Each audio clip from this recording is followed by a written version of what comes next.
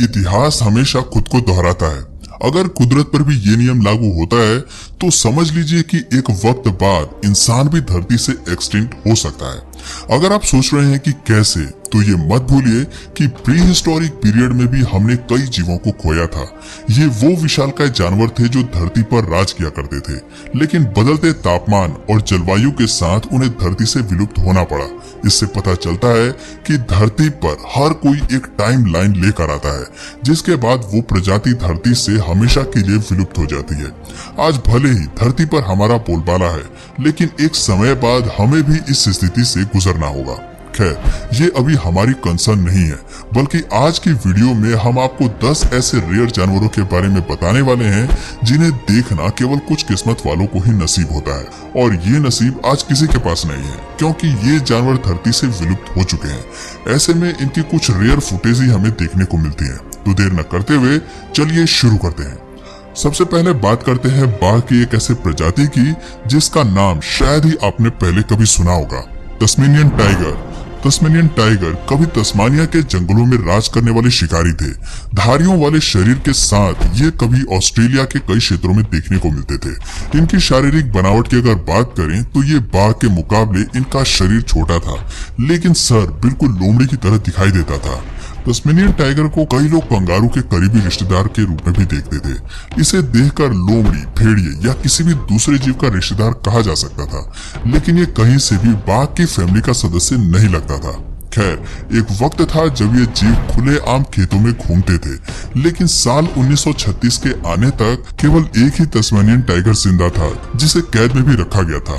Tasmanian tiger के आखिरी सदस्य के खत्म होने के बाद ये कभी भी नहीं दिखाई दिए। आप तस्वीर में इनकी रेयर फुटेज को देख सकते हैं, जिसमें ये एक कुत्ते की तरह लगते हैं। कई लोग मानते हैं कि ये जीव आज भी जंगल के किसी कोने में जिंदा है और इंसान की पहुंच से बहुत दूर है। ऐसे में इन्हें दोबारा कैमरे में कैद कर पाना शायद मुमकिन नहीं है।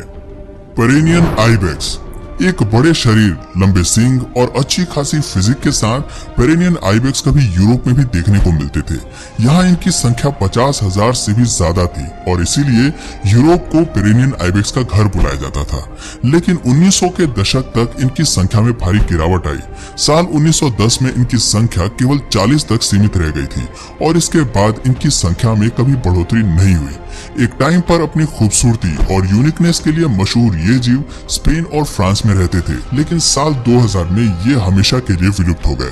खैर, दिलचस्प बात ये थी कि पेरेनियन आइबेक्स को फिर से जिंदा किया गया। दरअसल वैज्ञानिक तकनीक की मदद से इनके क्लोन बनाए गए, लेकिन पैदा होने के कुछ ही मिनट में क्लोन ने अपना दम तोड़ दिया। हालांकि इस जीव की क्लोनिंग को आज भी एक सक्सेसफुल एक्सपेरिमेंट के रूप में देखा जाता है, लेकिन कड़वा सच ये भी है कि क्लोनिंग की मदद से भी आज हम इन्हें वापस लाने में पूरी तरह से असफल रहे हैं।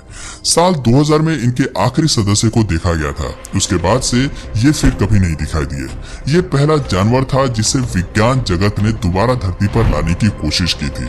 आज भी इस प्रजाति को दोबारा वापस लाने के ऊपर काम जारी है, लेकिन हम इनमें कितने सफल हो पाते हैं ये कोई नहीं जानता। खैर, अभी के लिए यही कहा जा सकता है कि प्रकृति की बनाई हुई इस खूबसूरत प्रजाति को हमने हमेशा के लिए खो दिया है। Lonesome George. अब बात करते हैं पिंटा आइलैंड के लास्ट कछुए की, जिसे लोग लोनसम जॉर्ज के नाम से जानते थे। हालांकि आज ये कछुआ हमारे बीच नहीं है, लेकिन ये अपने प्रजाति का एकमात्र सदस्य था। साल 1971 में ये पिंटा आइलैंड पर पाया गया था। दिलचस्प बात थी कि इनकी प्रजाति के बाकी कोई सदस्य जिंदा नहीं थे, इसलिए देखरेख के लिए इसे कैद में रखा गया। 100 साल तक जीने के बाद आज भले ही ये प्रजाति हमारे बीच नहीं है, लेकिन वैज्ञानिक इसके क्लोन्स बनाने की पूरी कोशिश में लगे हैं। आप साइज देखकर ही पता लगा सकते हैं कि ये कछुआ कितना अनोखा रहा होगा। अगर आज भी ये धरती पर जिंदा रहते तो पिंटा आइलैंड ही इनका घर होता।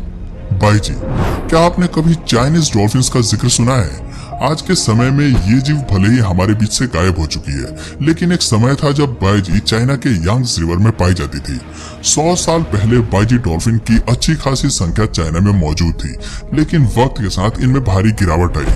हम नहीं जानते कि असल में किस कारण से ये मछली अचानक ही धरती से विलुप्त हो गई, लेकिन वैज्ञानिकों की माने तो बाईजी डॉल्फिन आखिरी बार साल 2002 में दिखाई दी थी। इसके बाद ये चाइना के सभी झील और नदियों से हमेशा के लिए गायब हो गई। क्लिप में आप जिन फुटेज को देख रहे हैं ये बेहद पुरानी है।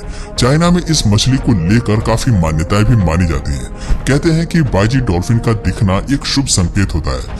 ये मछली केवल कुछ ही लोगों को दिखाई देती है। दरअसल इसे धार्मिक कथाओं से भी जोड़कर देखा जाता है। कहते हैं कि ये मछली असल में रिवर गॉडेस थी जो अपने खराब पिता से भागकर नदी में आई थी। दरअसल इंसानी रूप में बाइजी के पिता उसे गुलामी में बेचना चाहते थे, लेकिन पिता से बचने के लिए लड़की ने नदी में छलांग लगाई और एक खूबसूरत मछली में बदल गई। तभी से बाइजी डॉल्फिन को रिवर गॉडेस के रूप में देखा जाता है। बाइजी डॉल्फिन को चाइना के लोग आज भी यांगत्से रिवर के प्रोटेक्टर के रूप में देखते हैं। हालांकि ये बात दूसरी है कि ये प्रजाति अब किसी भी नदी में उपलब्ध नहीं है।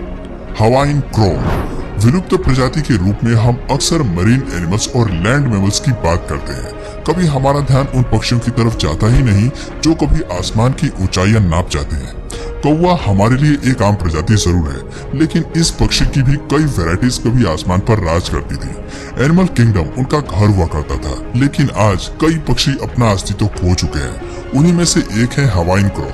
इस जीव का नाम लेते ही आप लोगों को लग रहा होगा कि ये कोई फाइटर प्लेन है, लेकिन सच तो ये है कि हवाईन क्रो असल में एक खूंखार पक्षी हुआ करते थे जो अर्थवर्म्स को खाना पसंद करते थे।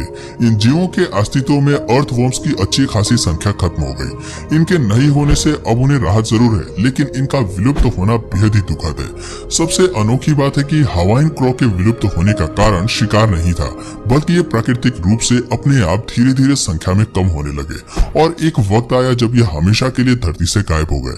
साल 2012 में जंगलों में इनकी संख्या 112 जरूर थी, लेकिन आज हमें इनकी एक भी सदस्य देखने को नहीं मिलते। आपको बता दें कि 19 से 20 इंच तक बढ़ने वाली ये प्रजाति पहले विशेष रूप से हवाई में देखने को मिलती थी। वेस्टर्न ब्लैक राइनो राइनो आपको जंगल में आज भी देखने को मिलेंगे, लेकिन ब्लैक राइनो वो प्रजाति है जो धरती से हमेशा के लिए मिट चुकी है। भारी भरकम शरीर वाले इस जीव को दरअसल 2011 में ही विलुप्त घोषित कर दिया गया था, जब इसका एक भी सदस्य वैज्ञानिकों के नजर में नहीं आया। कहते हैं कि इनकी विलुप्ति की सबसे बड़ी वजह हम इंसान हैं, जिन्होंने भारी मात्रा में अपने फायदे के लिए इनका शिकार किया। राइनोज हालांकि आकार में काफी विशाल हुआ करते हैं, लेकिन वो इतने शातिर नहीं होते कि खुद का बचाव कर सके।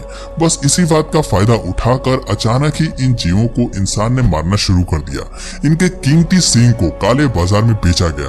कई दवाइयां भी इनके सींग से बनाई गईं।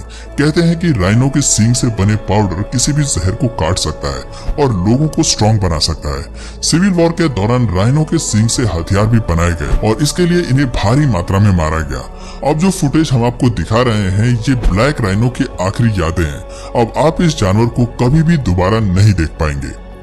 लिसन रेल इस जीव का नाम रेल से जुड़ा हुआ जरूर लगता है, लेकिन ये एक पक्षी है जो कभी हवाई के जंगलों में दौड़ती थी। दरअसल आकार में बड़ी होने के नाते लिसन रेल आसमान में उड़ नहीं सकती थी, इसीलिए इनकी रफ्तार कमाल की थी।